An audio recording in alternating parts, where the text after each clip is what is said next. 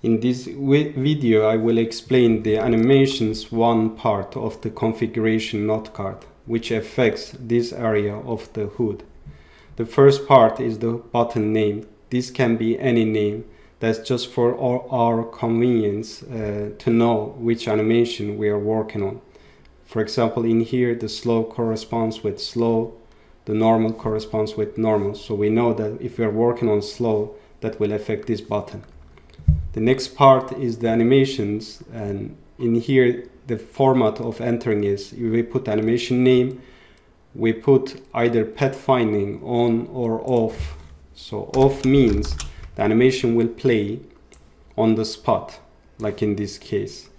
So if you make it on, that means either animation will walk around either on a path, defined path, or randomly. So the third part will be explained later. This is only when we are creating stories, which is this part in here. Pathfinding types, we can enter three pathfinding type: custom loop, and random.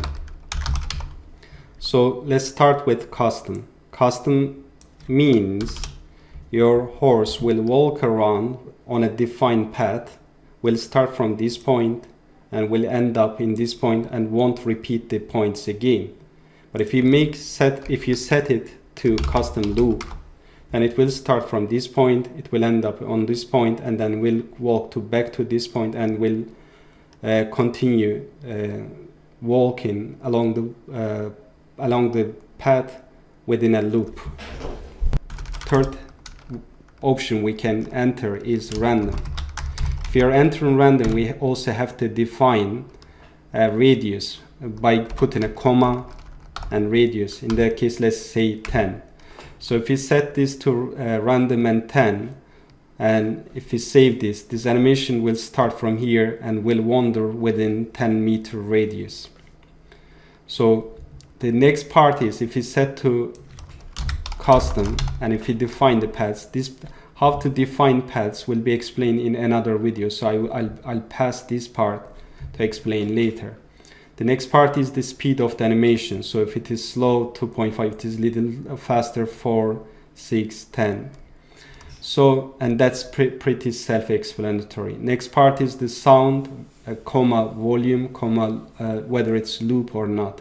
So we put the sound name in here, and then the volume could be between 0 and 1, like 0.1, 0.2, 0.5, and maximum 1, minimum 0.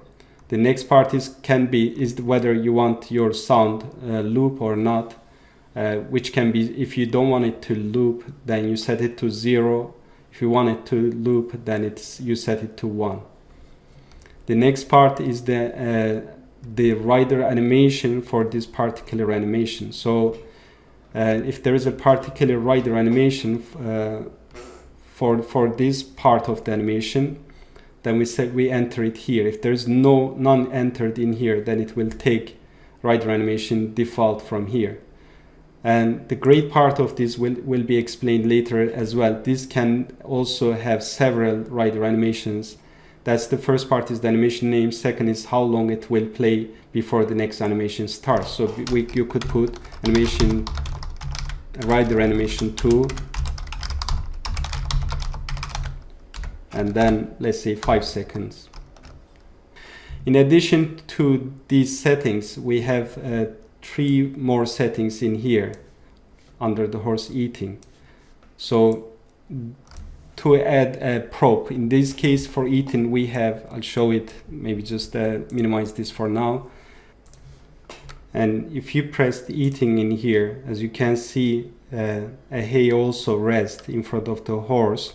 That's called prop. So I'll show how to set up a prop later. So we enter the prop name in here, and the prop has to be inside the horse content as well, and the prop position and rotation. Again, in another video I'll show how to get those values.